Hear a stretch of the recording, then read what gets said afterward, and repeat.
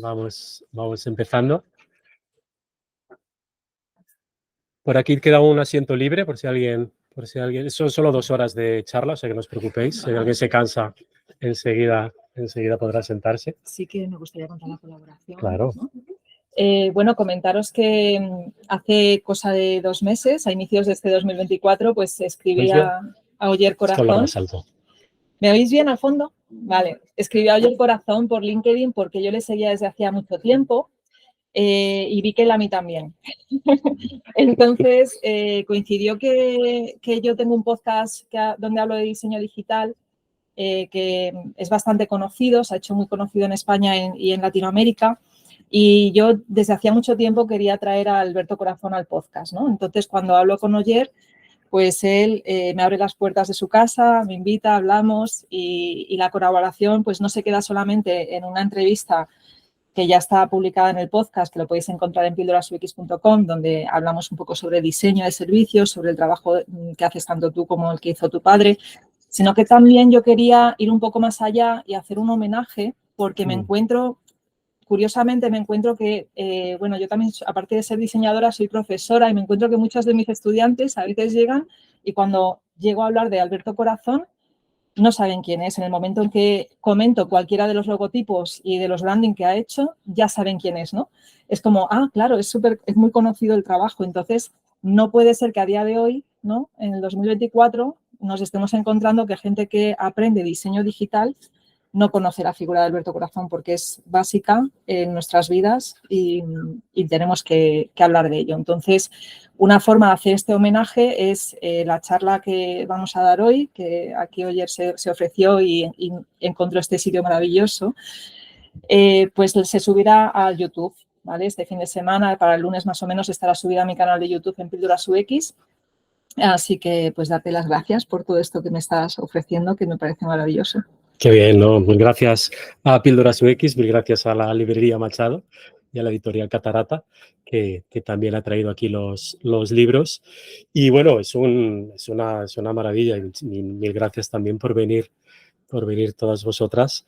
Y realmente lo que hoy vamos a intentar es un poco raro, ¿vale? Todas las que me conocéis ya sabéis que siempre hago cosas un poco raras, porque en cierta manera lo que siempre estamos persiguiendo es explicar el diseño desde la cabeza del diseñador, no desde los logotipos, no desde lo que acaba siendo una identidad.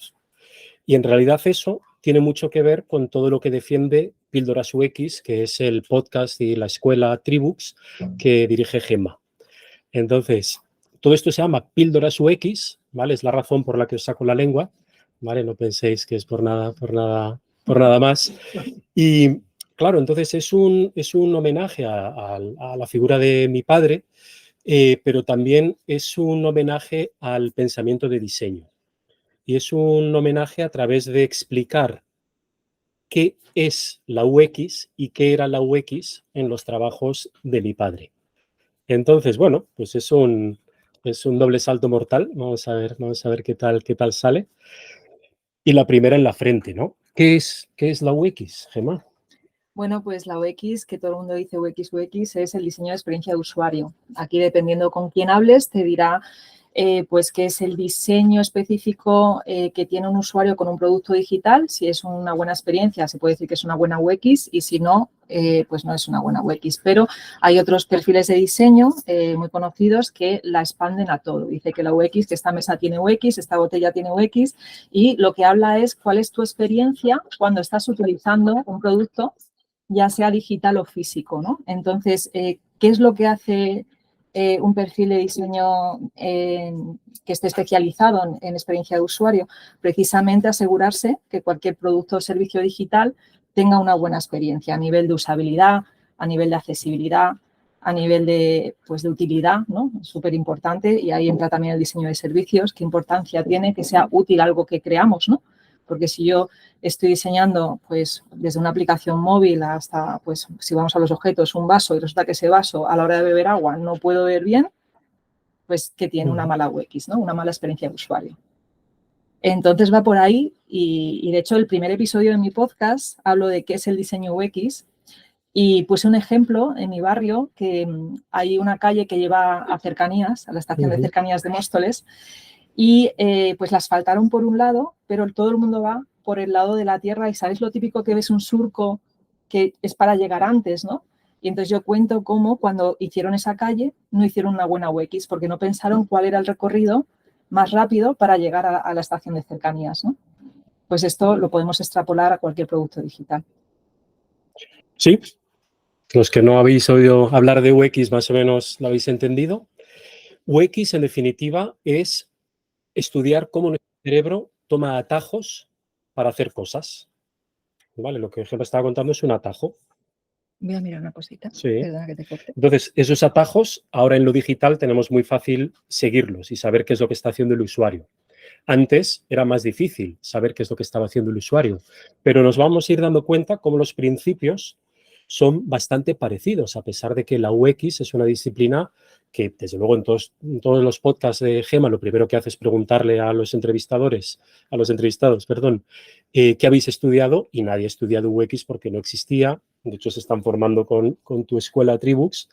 Y, en definitiva, es siempre una historia de gente que venía de otro sitio, que es también muy común en lo que es el diseño, en todos los que somos diseñadores, que en definitiva no hemos estudiado lo que es el diseño. ¿Sí? Sí. Entonces, a partir de ahí os quiero hacer el ejercicio, ¿no?, de meternos en la cabeza de Alberto para ver con los ojos de lo que hoy llamamos UX lo que eran los trabajos de sus trabajos más emblemáticos. ¿Ok? Entonces, lo primero, como os decía, es que efectivamente casi todo el mundo que trabaja en UX no viene de UX. Y de hecho, en algún momento dado se han encontrado bastante perdidos y han encontrado en UX, muchos vienen de arquitectura, algunos vienen de bellas artes, algunos vienen de diseño, otros vienen de antropología, otros vienen de mil caminos diferentes.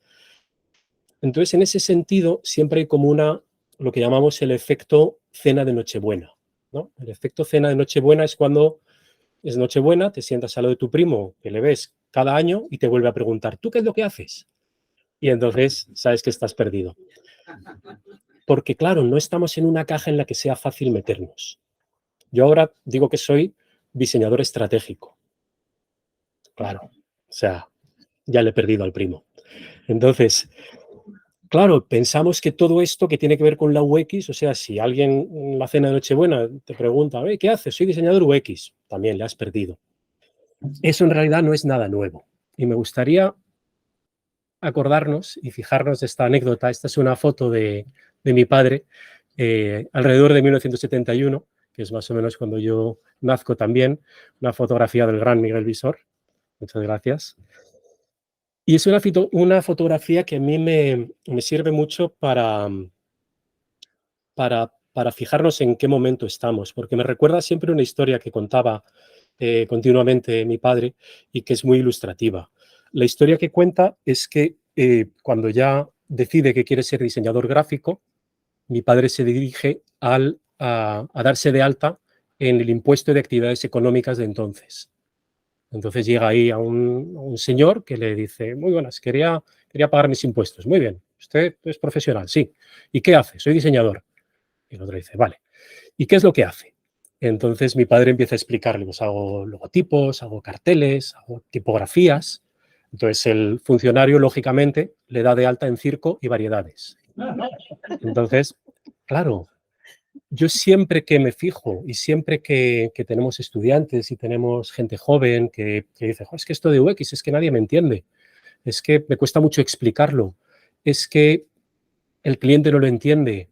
Yo siempre invito a hacer esta reflexión, ¿no? Y lo que digo es, cuando yo también me encuentro en esa situación, me miro con estos ojos con los que mira en esta fotografía mi padre en esos años, en los que se tiene que enfrentar a darse de alta en circo y variedades.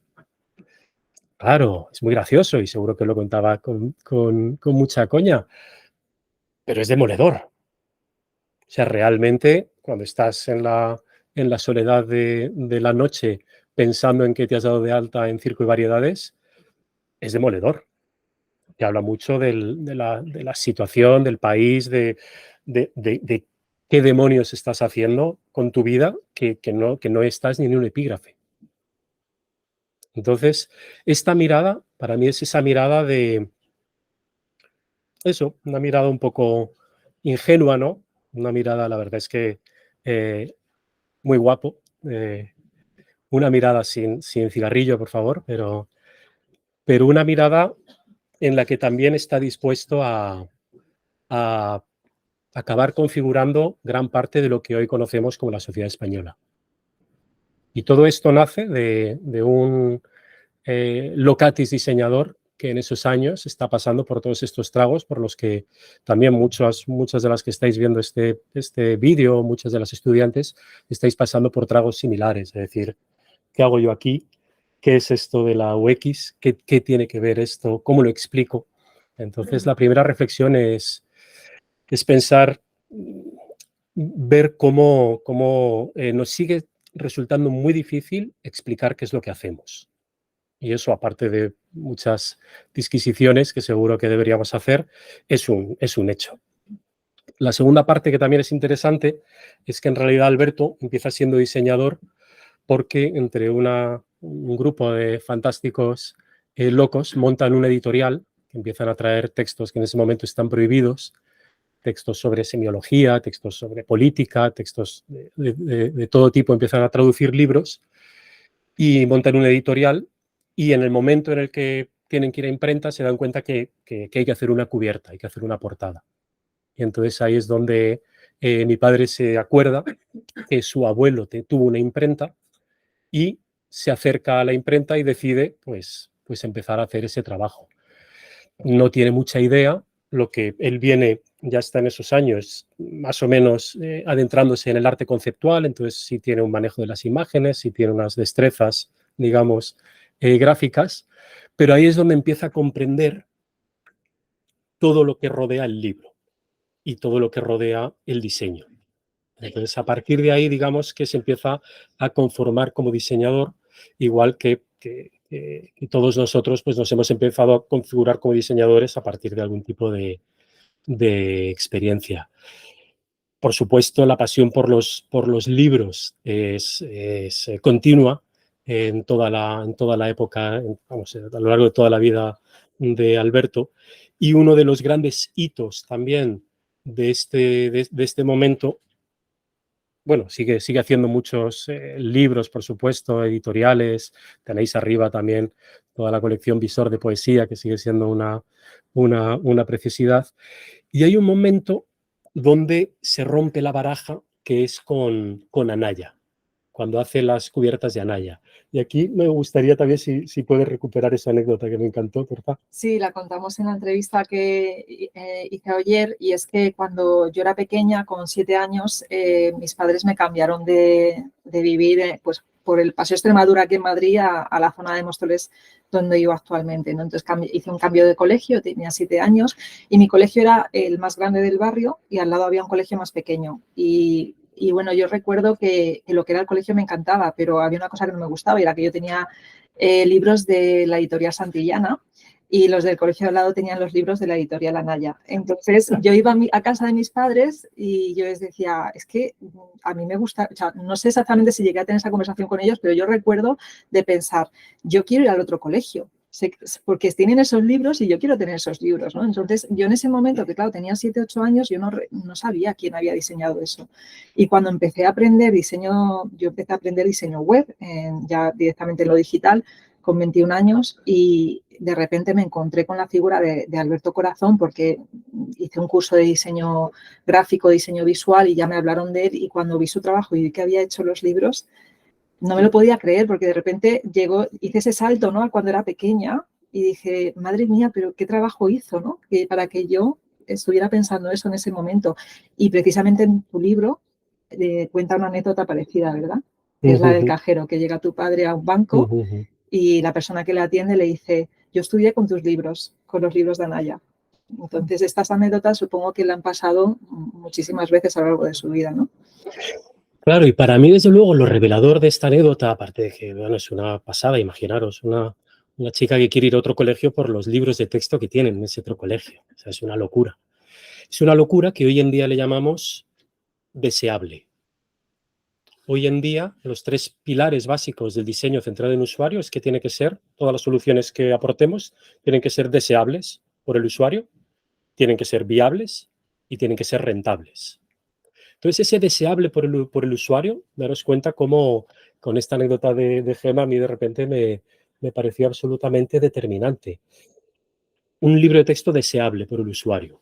Ese fue el primer reto. Entonces, el ejercicio de hoy es esto, ¿no? El pensar más allá de la gráfica y más allá de lo que todo eso supuso, cómo lo traduciríamos hoy en día a lo que hoy llamamos el diseño de UX o el diseño digital o el diseño o el design thinking.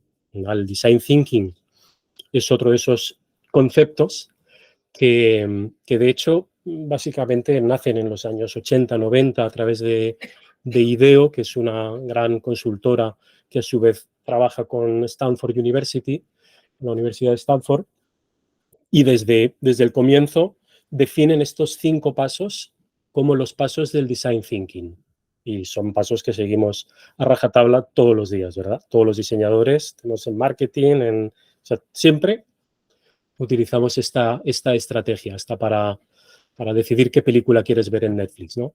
Investigas, defines ideas y luego ya prototipas, ves un poco de la película y si te gusta, pues la validas. Claro, estos 5 pasos es una de esas grandes hitos en la historia del diseño. Estos 5 pasos marcaron una metodología que a partir de esos años todos los diseñadores abrazamos. Pero estos 5 pasos ya existían en la mente del diseñador. Y desde luego existían y de una forma tan escalofriantemente calcada al trabajo de Alberto que es increíble y es también lo que quería compartir con vosotros. Y desde luego a partir del trabajo de cercanías. Trabajo de cercanías, siempre he defendido que es uno de los trabajos más apasionantes y más increíbles. Para mí es mi favorito de todos los que ha hecho mi padre. Y es un trabajo que se defiende perfectamente desde esos 5 pasos del design thinking y desde lo centrado en el usuario. Porque, de hecho, cercanías empieza porque no existe ese servicio. Y entonces hay como una revuelta popular que exige que los trenes vayan hacia Madrid y haya estaciones intermedias. Y entonces ahí es cuando hay un ingeniero fantástico que se llama Javier Bustindui, al que Renfe le encarga diseñar todo este sistema, y él contrata a este joven diseñador que es Alberto Corazón. Montan en una especie de estudio externo de las propias instalaciones de Renfe todo el sistema cercanías, empiezan investigando. Y cuando empieza a investigar mi padre, se da cuenta que la gente a esos trenes les llama los de cercanías. ¡Wow! Y de repente dice, un nombre centrado en usuario, por un lado, porque me habla del beneficio, no es centrado en ingeniero, que es lo normal, que suelen ser siglas y suelen ser acrónimos, que definen muy bien una realidad, pero no tienen ninguna cercanía con el usuario. Es centrado en el usuario, porque los propios usuarios te han dado ese nombre. Eso es algo increíble, es de las mejores cosas que te pueden pasar nunca. Ahora, en esos años, era muy probable que el diseñador le discutiesen los honorarios porque no se había inventado el nombre. Claro, porque era como, coño, para eso ya lo pongo yo, ¿sabes? Pero esta es un poco la clave. De hecho, estos días acabamos de ver un ejemplo increíble. No sé si os viene a la mente, si pensáis en un ejemplo increíble de alguien que se ha apropiado de un nombre que le habían puesto los usuarios a sus muffins. ¿Habéis visto el caso de McDonald's de estos días? McDonald's, que ha hecho una gran campaña muy inteligente, ha decidido dejar de llamar muffins a sus muffins y llamarles Magdalenas. Y esto parte, de hecho, de un usuario vamos, de una especie de meme, de una especie de meme en Twitter, supongo que saldría, como todo. Entonces, claro, cuando tienes un nombre que los propios usuarios te lo están dando, es un filón, porque no necesitas que tengan que hacer el ejercicio de recordarlo. Y a partir de ahí se va desarrollando todo, cercanías, empieza a investigar y entonces define. ¿Y qué es lo que define Alberto? Y esto es súper interesante, porque en la etapa de definición es cuando los diseñadores podemos hacer el contrabrief, es cuando los diseñadores podemos darle la vuelta al encargo. Y aquí es donde un encargo que nace siendo un logotipo acaba siendo lo que hoy llamamos un diseño de servicio, un service design. Porque en definitiva, lo que define Alberto, en esa segunda parte de definir, es que la clave no es el logotipo, que la clave es que todo es un sistema de transporte. Es un sistema donde, para que todo fluya, va a haber que diseñar a la vez desde el logotipo hasta los vagones, desde los planos hasta el hilo musical que va a sonar dentro de los vagones, desde las papeleras hasta los horarios. Esa mirada sistémica, que ahora llamamos holística, es también muy propia de todo el design thinking. Y en esos años no era tan normal, pero realmente en la cabeza del diseñador ya estaba toda esta mirada sistémica. Fijaros qué increíble poder diseñar todo un servicio, poder diseñar que los trenes van a llegar a I-53 en lugar de a -10, lo que llamamos yo les sigo llamando horario tipo cercanías, que es cuando quiero que una reunión empiece a la hora a la que realmente lo pongo, siempre lo pongo en minutos raros, ¿no? Empieza a las 10:03. Entonces sabes que la gente está a las 10:03, porque parece que es más exacto que lo es que a las 10. Toda esta mirada, efectivamente, es investigar, es definir y a partir de ahí diseñar, crear. Claro, diseñar, crear no tiene tanto que ver con la parte creativa, tal y como la podemos pensar de salir de la ducha y decir, ¡wow! ¡Ya lo tengo! De hecho, este logotipo este logotipo es el típico logotipo que mis alumnas siempre me decían, bueno, esto lo podía haber hecho yo. Y yo decía, claro, si es que la clave no es el logotipo. La clave es, por un lado, un cliente inteligente que lo va a implantar en todas partes, que esto también es muy importante, y por otro lado, una estrategia que tiene que ver con esos pasos de diseño, que tiene que ver que cuando define que como van a aparecer estaciones en la nada, y normalmente en zonas rurales, tiene que haber un faro enorme con un logotipo arriba. Y no solo con un logotipo, y si os fijáis bien, lo seguiréis viendo, con un logotipo y con el símbolo, el pictograma internacional del tren. Porque realmente nadie tiene por qué saber que una C es un tren. Entonces, esta es la mirada de definir bien todo eso, porque cuando defines todo esto, cuando tienes bien definido el briefing con el cliente y el cliente ya se da cuenta que no se trata de hacer un logotipo, se da cuenta que la clave es toda esta mirada holística, toda esta mirada de todas las estaciones. Se puso a diseñar, a crear. Desde luego yo recuerdo mi casa llena de papel cebolla con los bocetos del logotipo, los bocetos del dispensador de horarios. Todo. Hasta los uniformes ahora mismo lo dudo, pero igual porque serían de Renfe, no lo sé. Pero ese tipo de mirada es la que es muy propia de lo que hoy llamaríamos un sistema de diseño, aplicado a lo digital también, donde no es solo la tipografía de las propias estaciones, que como siempre es la Gill Sans condensada al 75%, sino que es cómo todo eso es la Gill Sans condensada al 75% porque es una tipografía que te permite comprimir mucha información en poco espacio. Y eso, cuando tienes que hacer los horarios, que los horarios ya los recordaréis, lógicamente, pero eran unas cositas casi en tamaño tarjeta de crédito, donde venía muchísima información y venían muchísimos números. Entonces, investigar, definir, crear, prototipar. Yo recuerdo un vagón a escala 1:1.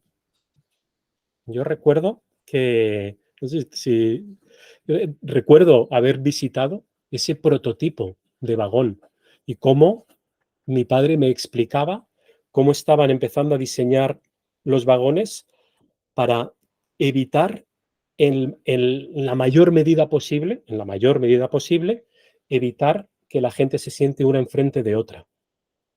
Porque en su investigación se habían dado cuenta que, no lo voy a decir bien, ¿no? Pero se habían dado cuenta que la mayoría de la violencia que se genera en espacios públicos empieza con un cruce de miradas. Entonces estaban diseñando vagones donde en la medida de lo posible te cruzases lo menos la mirada con los demás. Estaba diseñando unas estaciones que en lo posible fuesen lo menos vandalizables posible. Y todo esto, por supuesto, lo estaban prototipando y luego lo estaban validando. Entonces empezaron a validar directamente con usuarios. De hecho, en plena validación fue cuando tuvieron que darle la vuelta a la C, porque la C de cercanías no aplicaba a las rodalías catalanas, y entonces hicieron este ejercicio de darle la vuelta, que en realidad es un hallazgo gráfico. Luego, lógicamente, como somos diseñadores, pues intentamos justificarlo muy bien, y lo justificaba muy bien Alberto. Pero en realidad, mira, si os fijáis, de hecho, en muchos de las primeras fotos de cercanías es la C, sale la C. Y luego, le empezaron a dar la vuelta a la C. Y la C tenía tal pregnancia visual que daba exactamente igual. Y a mí eso es de lo que más me alucina de todo ese trabajo de cercanías. Cómo una C boca abajo sigue siendo una C, cuando realmente no lo es. Y lo otro que me alucina es que un trabajo creo que es del 82 o del 84, siga tan vigente. Siga tan vigente, uno, que no haya envejecido; dos, que el cliente lo haya mantenido, que es mucho más difícil. ¿Por qué lo ha mantenido tanto el cliente? Bueno, pues los que en mi familia solemos pensar que es porque es tan bueno que no quieren perder todo lo que han ganado con cercanías. Y es cierto que cercanías, por ejemplo, sigue siendo, ignoro dentro de los análisis de reputación de Renfe de cercanías, pero vamos, me juego el tipómetro que decía mi padre, a que cercanías tiene una reputación y una valoración muchísimo más alta que Renfe. Y desde luego, si hablamos de lo digital, me juego el tipómetro a que cualquier cosa que se ocurra tiene muchísima más valoración que Renfe. O sea que ahí lo tengo fácil. Entonces, claro, cercanías era este ejercicio, estos manuales, este sistema de diseño. La gran fortuna es que además se convierta en algo tan útil, en algo que todos seguimos usando. Todos, seguramente, todos los que hemos estado en esta sala, en algún momento habéis montado en cercanías.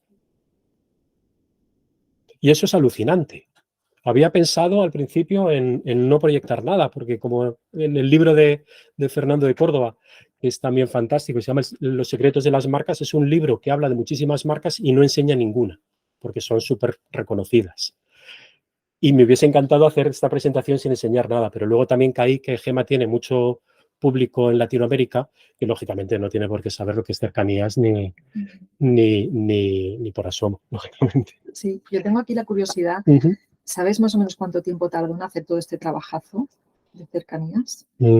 Porque realmente diseñó todo el servicio, bancos, cómo iba a ser por dentro el vagón, el branding, los folletos. O sea, yo me imagino que mínimo debió trabajar un año o más en este proyecto, ¿no? Aunque... Seguro que mucho más de lo que pensamos, porque también pensar que los tiempos eran muy lentos. O sea, que es que para hacer una prueba tenías que ir a una máquina increíble, se llama la Repromaster, hacer un fotolito, hacer un... Hay algunos que se acuerdan todavía. O sea, que eran además procesos lentísimos, el prototipar, con letra set, con todas esas cosas. Pero no tengo ese dato. Sí sé que el estudio iba creciendo mucho también, teníamos un suizo, Pascal, que era especialista en hacer maquetas. Y era un tío enorme con una paciencia fantástica, entonces hacía todas las maquetas en madera balsa y en cartón pluma y hacía maquetas para cercanías, sobre todo. Entonces, cercanías es uno de esos grandes ejemplos. Este banco está diseñado, fijaros qué increíble, ¿eh? En el año 84, que por cierto, hace poco estaba en Centro, el banco con el logotipo de cercanías, que estaba precioso, que por cierto, en Centro ahora hay una exposición increíble sobre gráfica de la ciudad, que deberíais ver. Este banco está diseñado de tal manera que no solo es corporativo y es un sistema de diseño, sino que se puede producir en cualquier taller mediano metalúrgico en cualquier punto de España. En el 84, este sistema de diseño ya estaba defendiendo la producción de kilómetro cero. Estaba defendiendo que no tuviesen que depender de Renfe para pedir 5 bancos, sino que pudiesen fabricarlos de forma, lógicamente, con supervisión, etc. Pero fijaros qué increíble cómo estaba ya todo esto organizado de esta manera. Otro de esos grandísimos ejemplos, insisto, hoy estamos haciendo este ejercicio de ver el diseño como si fuese UX de los años 80. Entonces, este trabajo de la ONCE vuelve a ser muy parecido, en el sentido, bueno, es que en realidad los diseñadores siempre lo que hacemos son estos 5 pasos. Entonces, es siempre muy parecido, pero es siempre muy diferente. Efectivamente, el encargo es diseñar unos cupones de una organización de beneficencia, además que tiene muy pocos recursos, que es la Organización Nacional de Ciegos de España. UX sí es User Experience, por cierto. Se nos ha olvidado también explicarlo al principio. Y lo sentimos mucho, pero es que lo de los términos en inglés es espantoso. Entonces, empieza siendo el diseño del producto. Al principio el producto es el cupón. Y el cupón, si os fijáis, tiene una narrativa muy interesante, porque el cupón en realidad lo que encierra pues, son todos los sueños de lo que harías con muchísimo dinero. Pero más allá de eso, que es interesante y es un clickbait que llamaríamos hoy fantástico para conseguir clientes, lo que está por detrás de todo este trabajo es lo que hoy llamaríamos los ODS. Los ODS son los Objetivos del Desarrollo Sostenible de la ONU y parte de esos 17 objetivos están en dar visibilidad a colectivos ninguneados. Entonces, todo el trabajo de la ONCE, si lo miramos con estas gafas de hoy, es un trabajo que lo que busca es dar visibilidad al colectivo de ciegos que en esos años estaban ninguneados, escondidos, casi, vamos, es que se jugaban el tipo cada vez que salían a la calle. Cuando mi padre tiene que hacer toda esta identidad, tiene que hacerlo frente a una junta directiva de personas ciegas, lo cual es súper interesante también, porque él llega y dice, bueno, entonces, ¿cómo os presento las cosas? Y le dicen, pues como lo haces siempre, que traigo cartones pluma con los logos, sí, claro, y nos los vas explicando. Claro, cuando llega un momento que les explica, bueno, y esto es el Pantone 123, que es un tono de amarillo, entonces levanta la mano y dice, oye, ¿qué es el amarillo? Claro, entonces es muy interesante porque eso destapa lo estratégico que está por detrás. Porque ahí es cuando mi padre dice, el amarillo es un color de los que más se ven, de los que te dan mayor visibilidad. Y esa junta directiva dice, oh, esto me interesa mucho. Claro, es que no se nos ve. Es que somos invisibles. Somos invisibles y lo peor de que no se nos vea es que encima nos pueden atropellar. Entonces, necesitamos algo que nos dé visibilidad y que no nos atropellen. Y esto que me cuentas de ese color, que no tengo ni idea de lo que es, porque soy invidente, te lo compro. Entonces, claro, todo lo que tiene que ver concentrado en usuario, fijaros, cómo explicar un logotipo a un invidente, que es tu propio usuario, es en sí mismo ya la defensa estratégica de lo que has decidido, que es un pictograma, el pictograma de la persona con bastón. ¿Qué es un pictograma? Es una imagen que reconoces de muy lejos. Ah, me interesa mucho. Me interesa mucho porque es que además entre la gente invidente hay gente ciega total, ciega parcial, restos de visión, o sea, algo que se vea de muy lejos y que se entienda, me interesa mucho, lógicamente. Entonces, es muy interesante cómo pasa del producto, digamos, al propósito, a lo que hoy llamaríamos el propósito. Cómo el trabajo de Alberto, además de una increíble inteligencia de esa junta directiva, consiguen traducir lo que era un cupón de beneficencia en una acción social, en lo que hoy llamaríamos una B Corp, por ejemplo, o desde luego una organización con propósito, porque ahí es donde la ONCE empieza a visibilizarse como una organización que trasciende lo que ellos mismos hacen. Ahí es donde la ONCE se da cuenta que la clave no es el cupón, que la clave es la labor social. Y en esos años hablar de labor social era bastante marciano. No es como hoy en día. Hoy en día, pues, o sea, en esos años las cajas tenían labor social y esa labor social solía ser un cajón desastre donde se metían todas las limosnas que daban, eh, pero que no tenía ninguna estrategia, no tenía ningún fin en sí mismo. Entonces, con estas gafas de hoy en día, desde luego la ONCE es uno de esos trabajos que lo que empieza es a poner al ciego en el centro. Y es que realmente, no sé si recordáis un poco lo que era España y lo que era, desde luego, Madrid en esos años. Yo estuve en el 92, estuve todo un verano en silla de ruedas y bueno, era imposible moverse por Madrid. O sea, Madrid era una ciudad sin ley. Todo el mundo aparcaba en los pasos de cebra, aparcaba, o sea, no podías moverte con la silla de ruedas. Intenté ir al cine a la Plaza de los Cubos y vamos, casi me atracan porque eran las zonas de abajo de la Plaza de los Cubos. Era todo, o sea, era un territorio totalmente hostil y ahí ya estamos hablando del 92.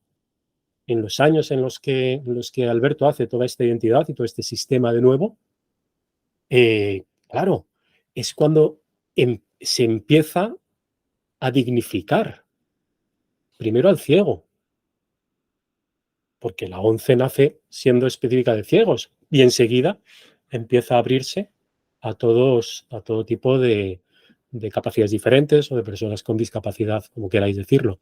Entonces, bajo estos parámetros, en realidad, se trata de ir de nuevo definiendo para qué va a servir todo este sistema. Y esa parte de definición es la parte que también nos cuesta mucho también como diseñadores hoy en día, porque es la parte en la que tienes que conseguir que el cliente se ponga tus gafas y conseguir que el cliente vea el poder de lo que puedes hacer y que no se quede en lo justito, en decir, sí, bueno, un logotipo, sino que diga, wow, ¿qué me estás diciendo? Porque es increíble lo que ha hecho la ONCE desde entonces. Ahora sabéis que está cambiando de marca también, empiezan a llamarse Ilunion, supongo que por también cuestiones de que ya no son solo ciegos, y ONCE pues sigue siendo una organización nacional de ciegos de España.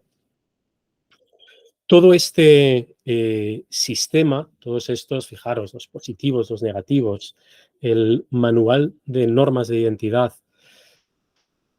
Fijaros, traía un amigo un regalo que es un ampersand. Un ampersand es el símbolo este del and, ¿vale? Esto es un tipo móvil de imprenta. El estudio de mi padre se llamaba investigación gráfica y el logotipo era I and G, investigación gráfica.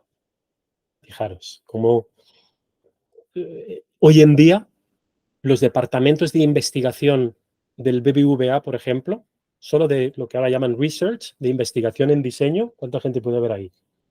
BBVA tiene un equipo de 100 o de 200 diseñadores y diseñadoras, y dentro del research, pues no lo sé, si hay aquí alguien, que sé que hay mucha gente del diseño que lo sepa, que lo diga, pero tienen un equipo de los más grandes, porque apostaron por ello en el 2016, ¿no? En 2015-2016 fue cuando empezaron a contratar, y creo que fue en el 2018-2019 que consiguieron ser la mejor aplicación móvil del mundo, precisamente por esa apuesta por el diseño, ¿no?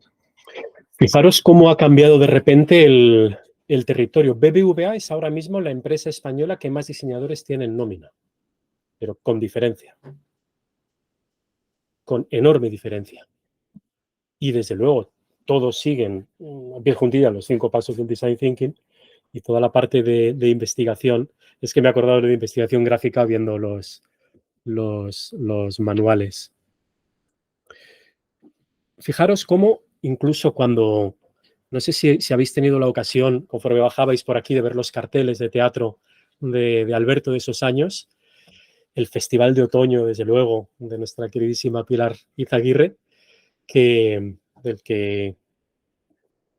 que luego a lo largo del año a lo mejor hay más noticias sobre el Festival de Otoño, pero cuando Alberto hacía todo el despliegue de identidad o de cartelería respecto a teatro sobre todo, y en particular el Festival de Otoño, venía a ser de nuevo lo mismo, venía a ser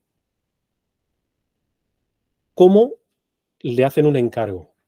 Pilar Izaguirre le hace el encargo de decir, oye, voy a empezar a traer todo este teatro que aquí no se ha visto nunca. O sea, voy a traer cosas salvajes, pero salvajes con caja alta, con mayúsculas.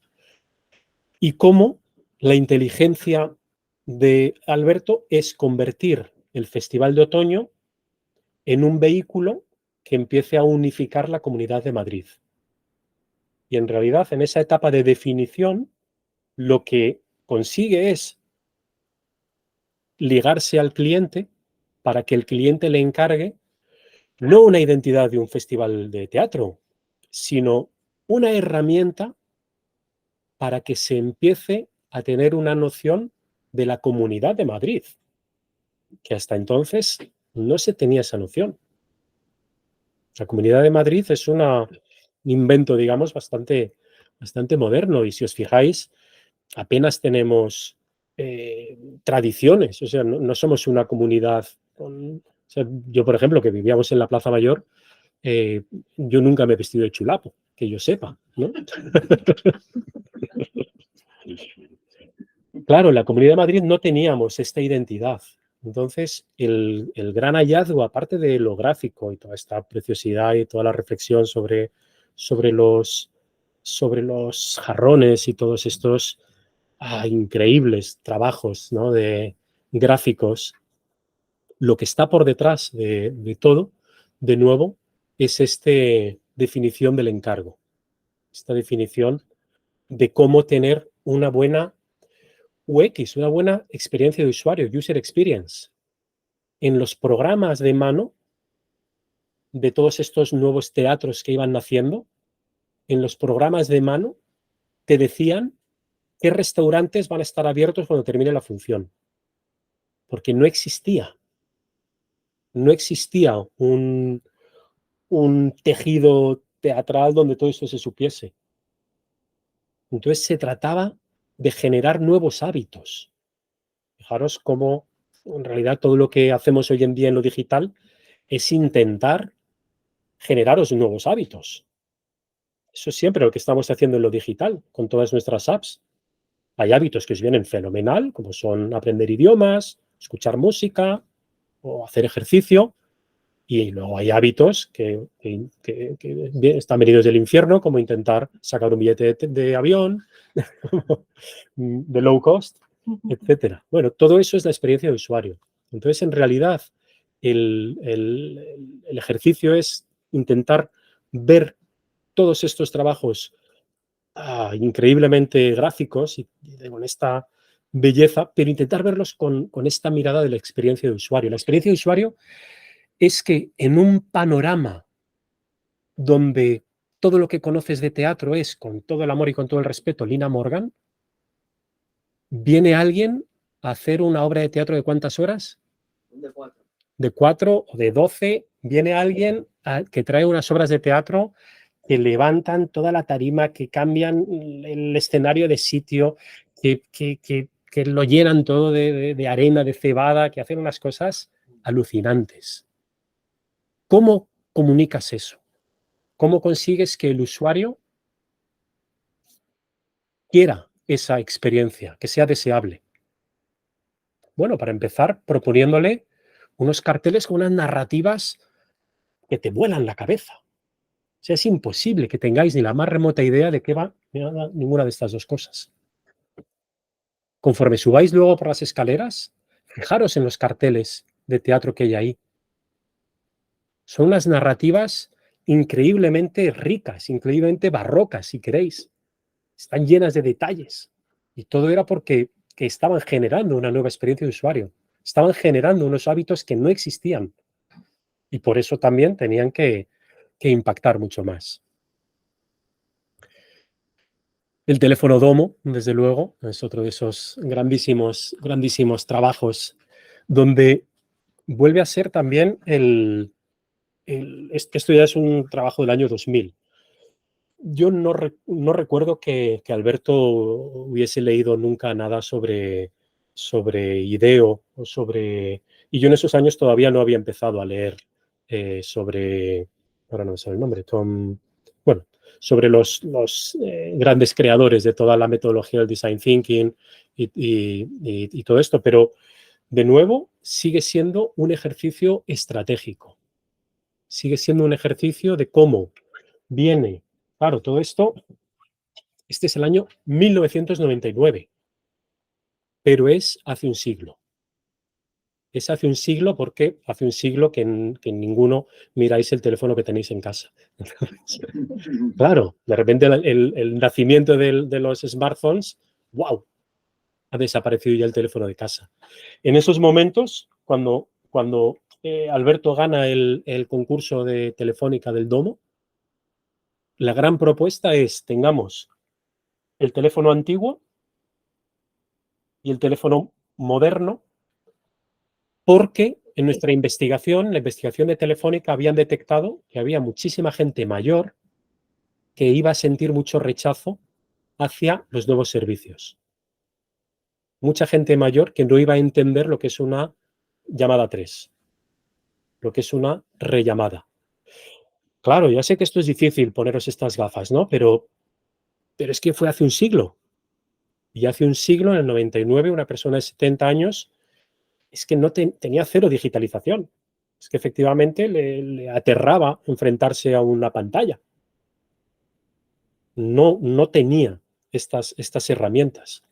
Entonces, y siempre esto, recoger mensajes, trasladar llamada, accesible, una buena agenda, el auricular, el display, el teléfono como interlocutor, como intermediario.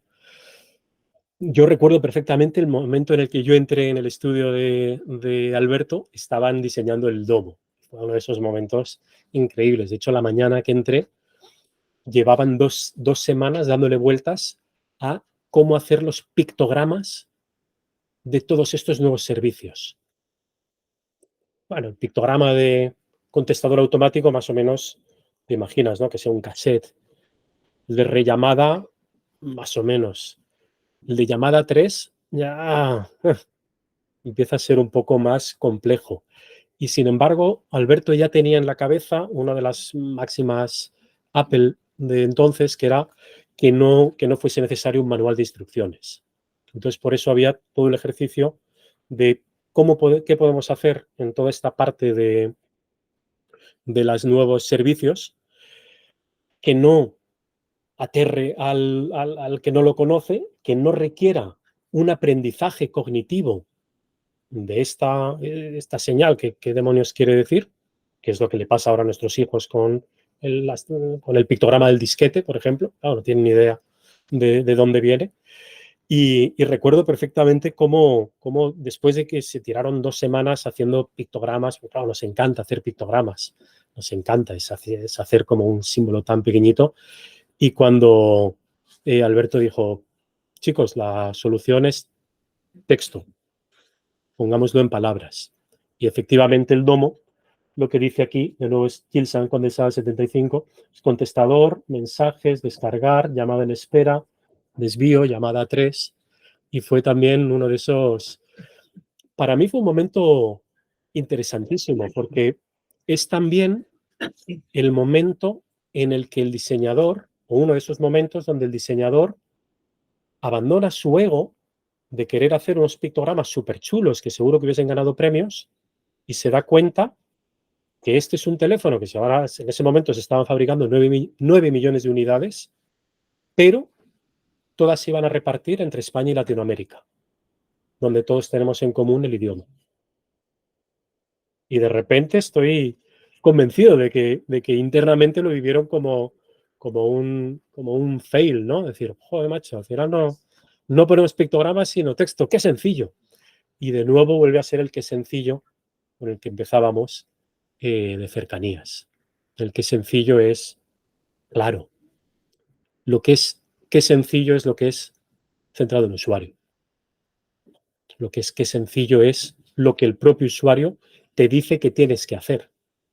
Entonces, claro, esto es algo que como diseñadores eh, hasta hace poco no se ha defendido bien, porque se suponía que el diseñador era un tipo creativo que tenía que venir con una idea, pero no que no se la diese el usuario, que eso es muy fácil. Entonces, y ahora todavía nos pasa. Todavía tenemos reuniones. Yo tengo una reunión que llamo taller de detección de retos, donde pongo a mis clientes a que me cuenten qué retos tienen y ver cómo tenemos que solucionarlos. Y algunos clientes te dicen, pero si te lo digo yo todo, ¿para qué te he contratado? Y digo, claro, es que esa es la clave. Y yo también lo pienso y digo, joder, si es que, claro, tiene razón. Pero claro, lo que nosotros traemos es verlo desde fuera y poder generar un sistema, una estrategia que responda a esos dolores, a esos pains. Todos los logotipos, también invito a todas tus estudiantas y todos los estudiantes que no conocéis la obra de Alberto Corazón, que googleéis. A mí me resulta muy difícil también elegir logotipos y además, en cierta manera, siempre me parece muy injusto, porque, por supuesto que es un orgullo, pero vuelve a ser lo mismo. Vuelve a ser que parece que lo importante sea el logotipo, cuando en realidad lo que siempre hemos defendido es que lo importante es el proceso. Entonces, poniéndonos de nuevo estas gafas de diseñadores, a mí siempre me fascinaba, y aquí está con nosotros, de hecho, Juanjo Caucel, que es quien ayudaba a hacer los cálculos matemáticos para saber dónde poner un reloj de sol y cómo ponerlo. Esto es una cosa que eran unos cálculos matemáticos infernales, directamente venidos del infierno. Claro, a mí siempre me fascinaba estas cosas que hacía Alberto, ¿no? De conseguir que clientes que le habían contratado para una cosa acabasen haciendo relojes de sol, como este es el reloj solar en Puerta Toledo, que es uno de el mayor complejo solar en Europa. Fijaros cómo, si ahora nos ponemos estas gafas que os digo, yo siempre pensaba que mi padre era un increíble buen vendedor y que cuando cogía un cliente le hacía la identidad y luego le hacía que financiase relojes de sol o libros sobre la gráfica madrileña o estudios sobre la tipografía Ibarra o estudios sobre facturas. En cierta manera es cierto. Alberto era muy bueno en contagiar de todo ese mundo que en realidad es el mundo de la cultura, que es el mundo que defiende, pues eso, un reloj de sol. Pero en cierta manera, y mirándolo hoy en día, creo que los clientes lo que en realidad le compraban era el propósito. Y se daban cuenta cómo estaba diseñando el logotipo de Dagu, que vende huevos, pero le estaban comprando un propósito que les iba a trascender. Así como la ONCE llega un momento que se da cuenta que es mucho más importante la labor social que vender cupones, eso es lo que trasciende, se da cuenta que su labor trasciende a vender cupones. Yo estoy convencido de que el diseño en esos años, y hoy lo seguimos haciendo, lo que pasa es que ahora ya lo facturamos como tal, propósito, etcétera, pero en realidad estaba vendiendo el propósito. De hecho, bueno, no hemos hablado nada del libro. Hemos bajado también muchos libros de Alberto que tienen por aquí en la librería. Y está también el libro de Baruch, de mi hermano, y está también el libro de Fernando de Córdoba, para todo el que queráis. El libro de Fernando de Córdoba además tiene yo creo que es el mejor epílogo que he escrito nunca, que también es el único, pero igual es por eso. Cuando llega un momento, en los años 70, 80, que mi padre tiene que poner un rótulo en la entrada del estudio. Y para mí ese es un momento que me lo imagino perfectamente. Me imagino perfectamente una mesa llena de todo tipo de cosas, ¿no? Todos los que conocisteis las mesas esas del estudio de mi padre eran unas mesas donde no cabía nada más. Estaba todo lleno de objetos, de lo más variopinto, desde luego paquetes de tabaco, ceniceros, mecheros, pero galletas, calaveras de conejo, tipómetros, litros, tipos móviles. Y en ese momento estoy convencido que cuando él tuvo que pensar cómo contar, cómo definir qué es lo que hace el diseño gráfico, eligió esta imagen. Para mí esto es justo lo que os estaba hablando ahora mismo del propósito. Creo que en definitiva los clientes lo que compran es un mundo mejor. Lo que compran es cómo a través del diseño, llamémosle gráfico, llamémosle UX, llamémosle en inglés, en catalán, en castellano, como queráis, a través del diseño les gustaría estar comprándonos un mundo mejor. Hoy en día esto ya tenemos muchas herramientas que se llaman propósito, que se llaman ODS, etcétera, pero desde luego para mí es el momento donde me doy cuenta, ¿no? Realmente no sé qué os genera a vosotros, pero yo cada vez que veo esta imagen me sonrío y me da paz, porque me está hablando ¿no? de un mañana, me está hablando de un futuro, me está hablando de un amanecer y me está hablando de la capacidad del diseño por poner el foco e intentar arreglar muchas de las cosas que hoy están rotas. Y eso sigue siendo así en UX, desde luego, en desigualdades sociales, desde luego, en el día a día.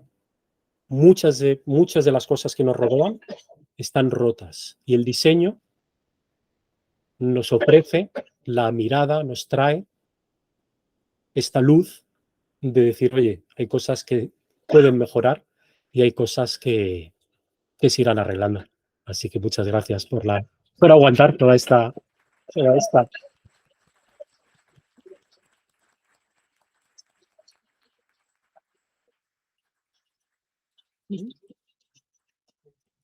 me ha emocionado. No sé si antes de iros, si alguien tiene alguna pregunta, oye el corazón, que aproveche y Sí, pregunte ahora. de hecho, como normalmente hay mucha gente que no se atreve a preguntar, Gemma quiere hacerle un regalo a la primera pregunta. Yo no me puedo ir sin decirlo, pero gracias y por favor mejora porque ha sido interesante, a mí me ha encantado, pero yo no he podido seguir desde aquí.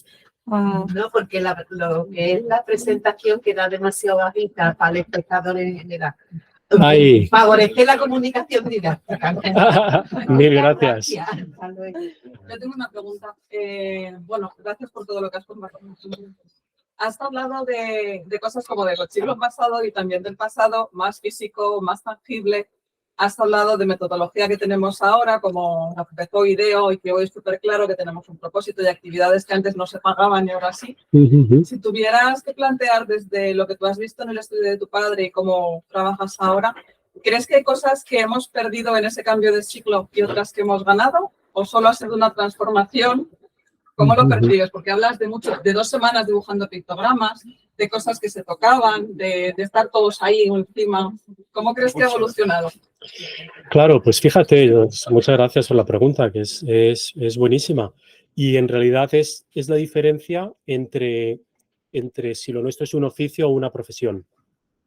O sea, efectivamente, antes del Mac, antes del ordenador, te tomabas muchísimo más tiempo en hacer bien las cosas, porque no tenías la facilidad de fallar. Eso es muy bonito. Era precioso, pero era infernal. Claro.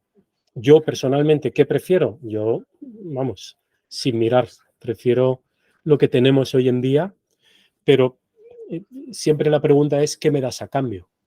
Entonces, ¿qué me das a cambio? Creo que también ha favorecido mucho el poder prototipar. Entonces, ahora que podemos, desde el momento en el que tuvimos una impresora en el estudio y podías imprimir algo, ya podías prototipar. Y decías, madre mía, qué pasada. Claro, en los carteles estos que veréis arriba, el diseñador nunca sabía qué es lo que iba a salir de imprenta. El diseñador entregaba una hoja con capas y capas y capas de información, con tipografía, colores, imagen, con fotolitos, con papeles seda. Eso viéndolo ahora con nostalgia, era súper bonito. Pero para mí la pregunta siempre fue la misma que cuando salió Spotify, que todos nuestros amigos diseñadores decían, bueno, pero la gráfica, pero las carátulas, pero ¿cómo? ¿Vas a dejar de leer las letras? Y yo decía, ¿qué me das a cambio? ¿Me das a cambio que ahora puedo ir en el coche y escuchar un tema que me fascinó en los años 80? Ya, te lo compro. Que mucha gente prefiere ponerse el vinilo y ponerse un vino, me parece fantástico. Sí, porque es verdad, oye, que tenemos ese poder de elección. Yo, personalmente, vamos, todo lo digital a tope. Hola, yo, muchas gracias. Muchas gracias. Antes, cuando estabas hablando, una cosa que me ha gustado es que reconocías la labor de tu padre, pero también de los que le acompañaban en el estudio, ¿no? Hablabas de este hombre fornido aquí con unas pinzas intentando hacer una maqueta. Y una cosa que yo, a lo mejor estoy un poco tarde en la curva, pero he experimentado, es que el trabajo del diseño está pasando mucho a ser un trabajo de autor a ser un trabajo de equipo. Tenemos que estar participando en ello. ¿Hay alguna cosa que a la gente que esté empezando o que esté intentando meter aquí la cabeza creas que deberían saberlo? Sí, además es muy interesante también con la pregunta anterior. Una de las cosas que rompieron la baraja de IDEO es el concepto de co-crear. Entonces, Alberto no co-creaba como tal. Desde luego en el estudio lo que tenía era gente con unas destrezas fantásticas, digamos a Macarena, que es una maquetadora increíble, a Ariette, que era una ilustradora también fantástica, pero no había un trabajo en equipo como tal. Y eso es algo que sí que ha cambiado, y eso es algo que y Miguel también, que ha sido alumno, siempre defendíamos. O sea, lo que ha cambiado mucho es que hoy en día es impensable que ningún diseñador trabaje solo. Es impensable. Hoy en día no tiene sentido que llevéis en vuestro portfolio nada que hayáis hecho vosotros solos. Hoy en día lo que tiene sentido para conseguir trabajo es que demostréis que sois una parte fundamental del trabajo en equipo. Y eso, desde luego, no existía en esos años. Y dependía más del diseñador estrella, cabeza, que era en este caso Alberto, o Cruz Novillo, o todos los grandes diseñadores que eran una cabeza que luego delegaba trabajos. ¿Ya? ¿Tenemos pregunta por aquí? Tengo la suerte de conocer mucho a tu padre. Tu padre era un genio. Y una cosa muy difícil, que era un pionero. O sea, lo que tu padre hacía no lo hacía nadie. Él empezó a hacerlo. Y él ha permitido que ahora un equipo pueda hacer lo que él hacía. Pero era muy difícil, porque la cabeza de Alberto no era corriente. Entonces yo creo que esa faceta, que me alegra muchísimo de que hablaras del diseño de Alberto, el Alberto pionero creo que es muy importante, porque nadie lo hacía, ni a nadie se le ocurría. Y lo que hablaba tu padre y diseñaba tu padre nos dejaba a todos pasmados. Luego él era la idea, pero Juanjo está ahí, él confiaba plenamente en quien trabajaba con él. Y no le ponía la más mínima. O sea, él decía, yo quiero esto. Y entonces, que trabajaba con él, haciendo relojes de sol, pues los calculaba, los rediseñaba, decía, no, esto no, que aquí no da el sol, esto me dan. El reloj de sol de la Puerta de Toledo se hace porque tu padre se enamora del estilo. De esa pieza de 10 toneladas que costó llevarlo hasta allí con los ares. Tuvo que ir de madrugada levantando. Y esa fue, él lo que le enamoró fue el estilo. Luego se hizo toda la parafernalia de los relojes de sol. Ahí ya faltan los últimos cabos de luna. Y él disfrutó con aquello tremendo. Y me imagino que Juanjo también, que está ahí de otras cosas. No, su idea era el estilo, fíjate. Esa pieza era el estilo, que pesaba, yo no sé, 10 toneladas. Y él estaba enamorado de esa pieza. Y todo lo demás era la imagen que él tenía, confiando en que alguien lo calculaba y lo ponía. Pero tenía una confianza tremenda con la gente que hacía. El estilo es una pieza, ¿no? Del reloj. Sí, el estilo. Esa pieza. Claro, para que no parezca que No, el estilo es la pieza esa de hierro. Sí. ¿Que es también, Juanjo, el gnomon o no? Es el gnomon, sí. El gnomon. Es el. Porque eso es lo que marca todas las horas. Y era un genio. Claro. Pero fíjate, yo creo que es también interesantísimo, porque en definitiva, lo increíble de este reloj de sol es conseguir el encargo.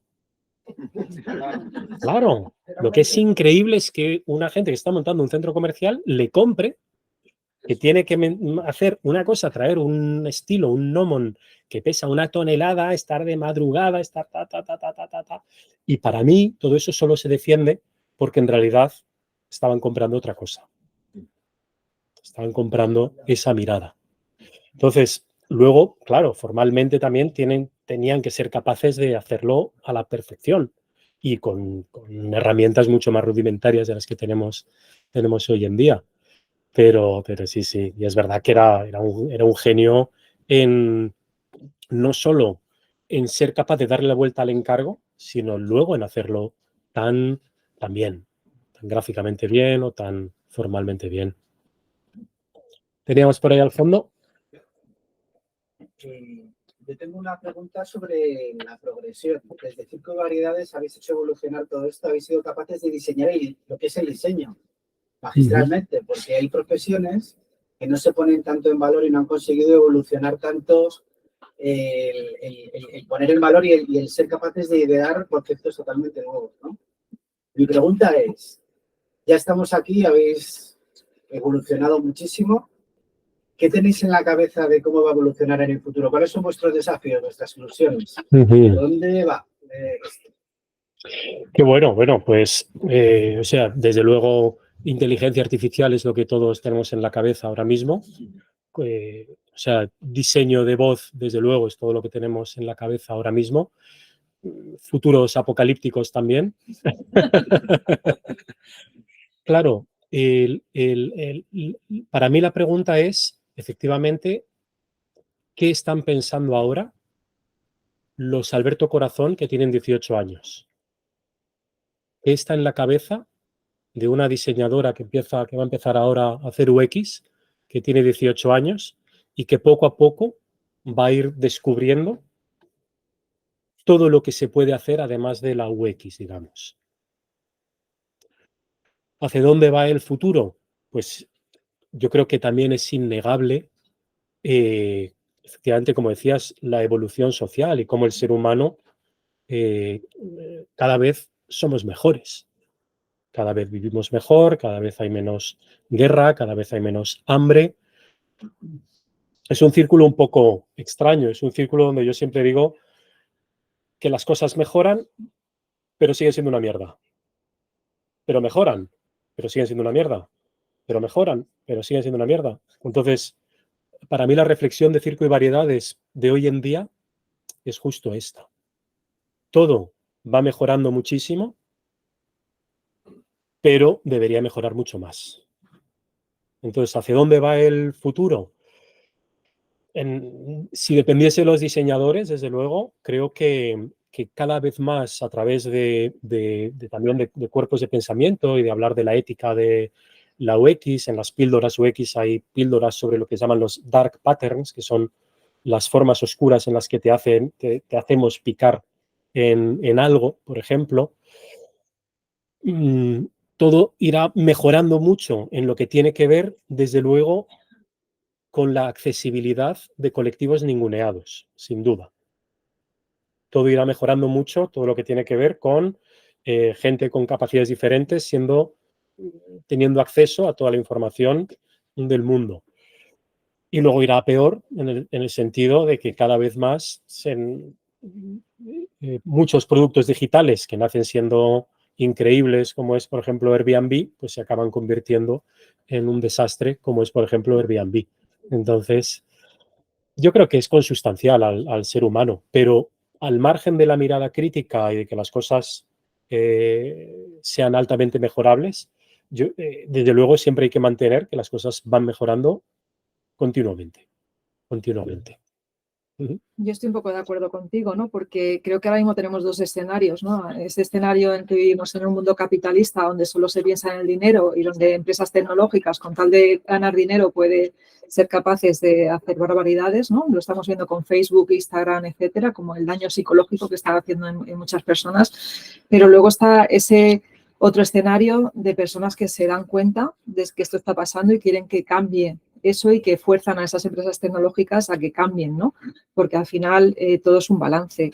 Y evidentemente una de las patitas que creo que podemos aportar desde el diseño no solamente es la creación de productos, sino también ese empuje a que sea una sociedad mejor, pero también tenemos que aprender a cómo hacer esa sociedad mejor. Por eso yo en el podcast hablo muchísimo de todos estos temas, ¿no? De accesibilidad, de temas de diseño ético, porque me di cuenta que muchas escuelas de diseño que están saliendo a día de hoy, donde enseñan diseño digital, lo único que te enseñan es a usar programas de diseño, la metodología de experiencia de usuario, pero no te tocan en ningún momento la importancia de cumplir las ODS, la importancia de que cuando tú estás haciendo un diseño sea accesible. Entonces, si no enseñamos eso, si no educamos a esas personas de 18 años, pues probablemente no tengamos un mundo mejor, ¿no? Entonces, creo que también las personas de nuestra generación que estamos divulgando el diseño, tenemos esa responsabilidad, ¿no? de divulgar todo esto para que realmente sí que nuestros diseños mejoren todo lo que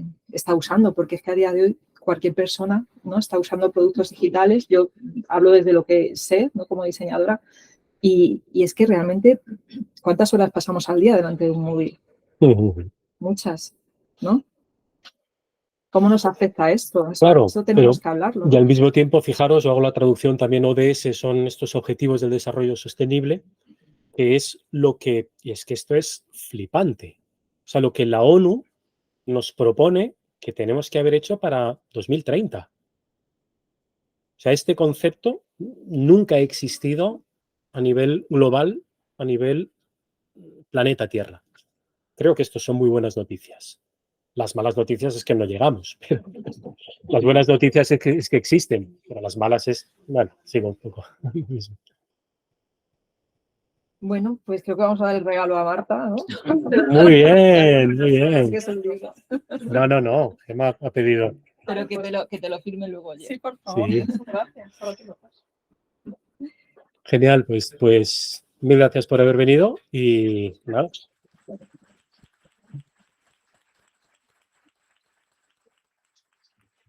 Si os habéis quedado, si no habéis podido verlo, que lo lamentamos mucho, si no habéis podido verlo bien, os recuerdo que estará colgado en Píldoras UX en el YouTube la semana que viene seguramente. Para el lunes estará colgado y también podréis descargar la presentación desde la descripción del vídeo, ¿vale? Ha sido problemas técnicos, lo aviso, no se podía subir más el trípode, entonces no hemos podido hacer estas pruebas de ver la altura. Pero bueno, lo podéis ver ahí. Muchas gracias por estar aquí.